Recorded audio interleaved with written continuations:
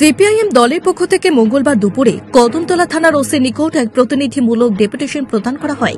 জানা গেছে, গত 29 জানুয়ারি আগরতলা ওরিয়েন্ট চৌমুহনীতে অনুষ্ঠিত হওয়া সিপিআইএমের রাজ্য সম্মেলনের প্রকাশ্য সমাবেশে যোগ দিতে কদমতলা কোর্ট বিধানসভার বিভিন্ন বুথ থেকে কয়েক শত সিপিআইএম কর্মী সমর্থকরা আগরতলার উদ্দেশ্যে যাওয়ার জন্য ই-রিকশা, অটোরিকশা সহ ছোট গাড়ি করে ধর্মনগর রেল স্টেশনে যাওয়ার পথে ওই দিন ভোরবেলা কদমতলা থানাধীন কদমতলা থেকে ধর্মনগর যাওয়ার মূল সড়কের উপর নতুন বাজার এলাকায় একদল দুষ্কৃতিকারীরা তাদেরকে বাধা দিয়ে পথ অবরোধ করে।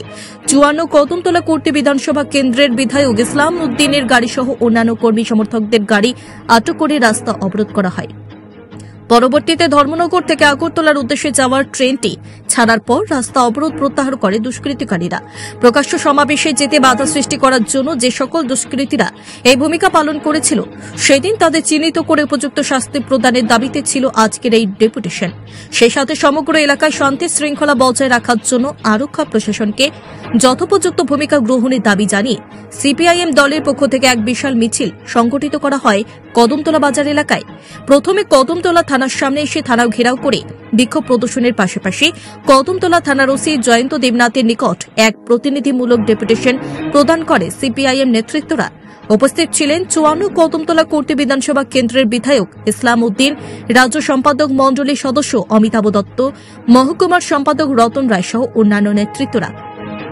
পরবর্তী সময়ে এদিন দুপুর 2 ঘটিকায় 8 দফা দাবির সনদের ভিত্তিতে সিপিআইএম দলের পক্ষ থেকে কদমতলা সমষ্টি উন্নয়ন আধিকারিক সঞ্জীব দেবনাথের নিকট ডেপুটেশন প্রদান করা হয়।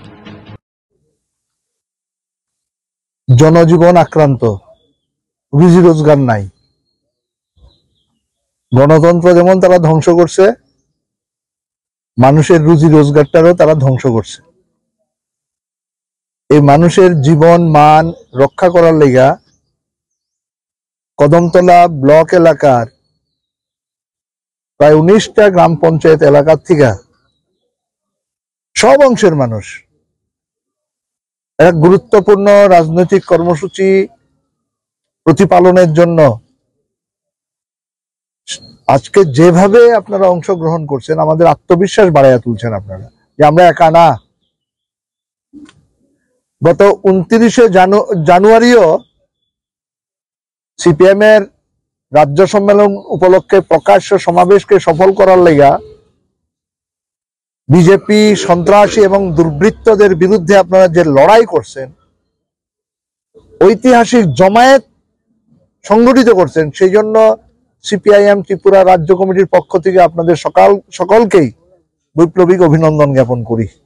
আজকেও 8 দফা দাবির আন্দোলনকে সফল করার জন্য আপনারা যেভাবে ছাত্র, যুবক, নারী, শ্রমিক, কৃষক, ক্ষেতমজুর, দিনমজুররা সমবেত হয়েছেন, আগামী দিনে লড়াই চলতে থাকবো। আমাদের লড়াই চলবে বিজেপির দুর্নীতির বিরুদ্ধে, এবং দুর্নীতিকে হাতিয়ার করে আজকে জনজীবনকে তারা বিপর্যস্ত করে তুলছে। প্রত্যেকটা গ্রামে গ্রামে তারা দুর্নীতির সাম্রাজ্য স্থাপন করছে। আপনি কি খুঁজছেন বিশুদ্ধ পানীয় জল? তাহলে আজই বেছে নিতে হবে অত্যাধুনিক প্রযুক্তি ও পরীক্ষা নিরীক্ষার মাধ্যমে প্রস্তুতকারী পানীয় জল একমি। বিশুদ্ধ জলে সুস্থ জীবনের মূল চাকাঠি। Acme package drinking water. Bureau report, news Tripura 24।